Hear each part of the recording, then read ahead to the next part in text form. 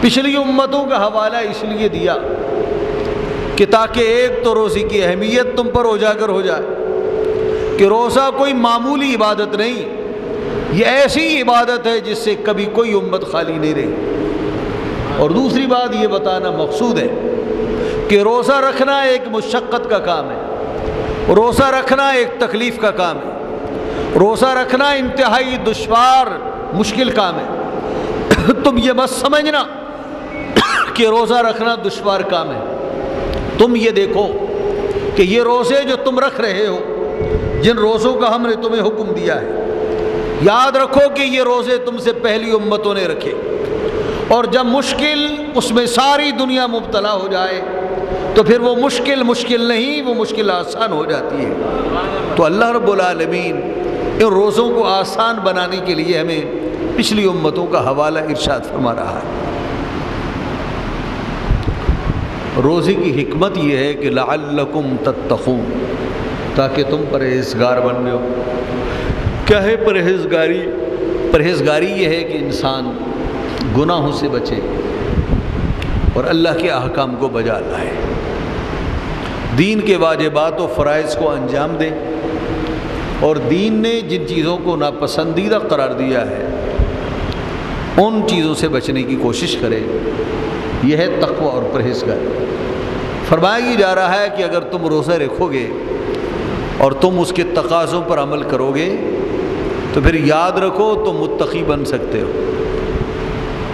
اس لیے کہ جو روزہ ہے یہ سمجھ لو کہ یہ پرہیزگاری کی دوا ہے، یہ پرہیزگاری کے لیے دوا ہے۔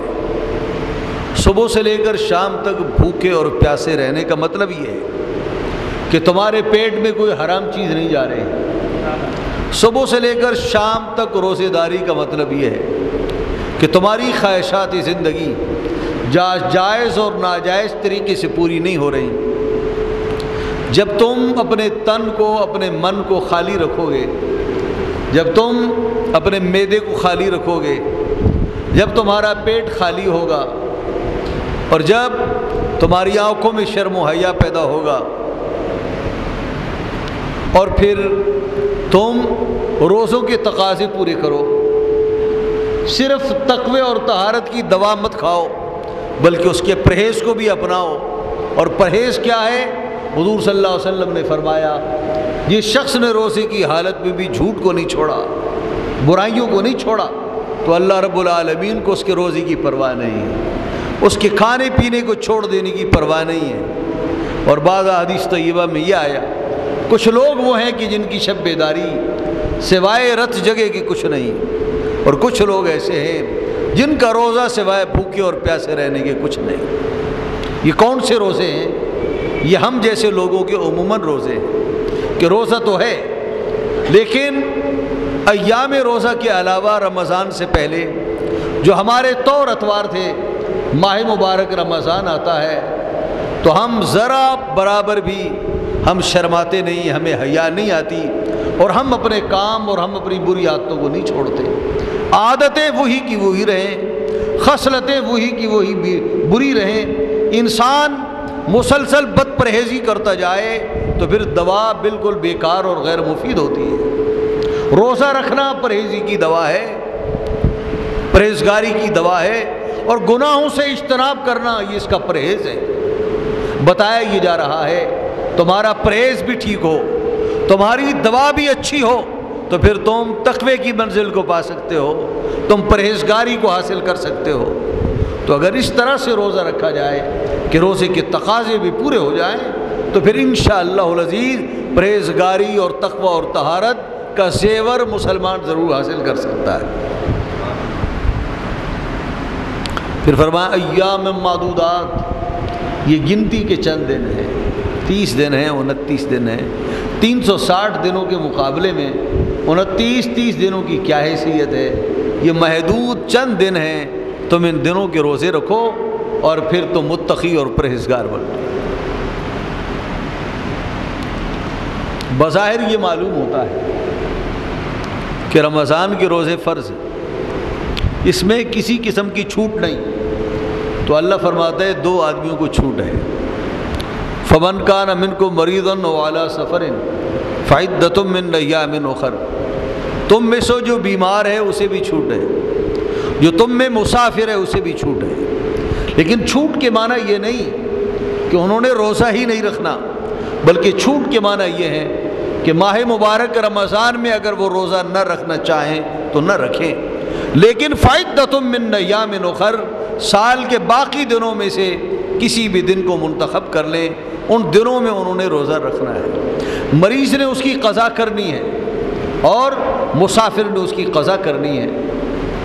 اور پھر دیکھیے قرآن کریم کی بلاغت دیکھیے، فعدۃ من ایام اخر، اور دنوں میں اس کی قضا پوری کرو، اور دنوں میں قضا پوری کرو۔ یعنی اگر رمضان کا روزہ نہیں رکھا تو ضروری نہیں کہ شوال ہی میں اس کی قضا ہو، بلکہ وہ قضا شوال میں بھی ہو سکتی ہے، باقی 11 مہینوں میں بھی ہو سکتی ہے۔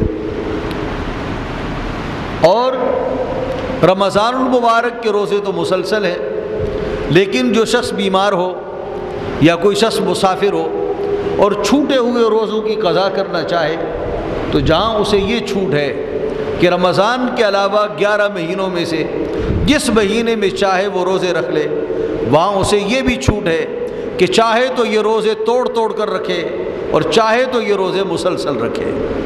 مثال کے طور پر ایک آدمی بیمار ہے اور اس کے 10 روزے چھوٹ گئے، اب چاہے تو شوال کے 10 روزے مسلسل رکھ لے، اور چاہے تو 2 روزے شوال میں رکھے، 2 روزے ذوالقعدہ میں رکھے، ہر مہینے میں 2 روزے رکھے، ہر طرح سے اسے اختیار ہے۔ یوں اللہ تعالیٰ کی طرف سے کتنی چھوٹ اور کتنی آسانی ہے جو اہل ایمان کو دی جا رہی ہے۔ وَعَلَى الَّذِينَ يُطِيقُونَهُ فِدْيَةٌ طَعَامُ مِسْكِينٍ، فرمایا کہ جو تم میں سے بیمار ہیں، فرمایا کہ جو لوگ طاقت رکھتے ہیں روزے کی، جو لوگ روزے کی طاقت رکھتے ہیں وہ ایک مسکین کو فدیہ دے دیں۔ جو لوگ روزے کی طاقت رکھتے ہیں وہ ایک مسکین کو فدیہ دے دیں۔ یعنی جن لوگوں کو روزہ رکھنے کی طاقت ہے انہیں 2 اختیار ہیں، چاہیں تو روزہ رکھ لیں اور چاہیں تو روزہ نہ رکھیں اور روزے کا فدیہ دے دیا کریں۔ اب آپ یہ کہیں گے کہ یہ مسئلہ تو پہلی دفعہ میں سن رہے ہیں کہ جس شخص کو روزے کی طاقت ہے وہ چاہے تو روزہ رکھ لے اور چاہے تو روزہ نہ رکھے اور روزے کا فدیہ دیتا رہے۔ بات یہ ہے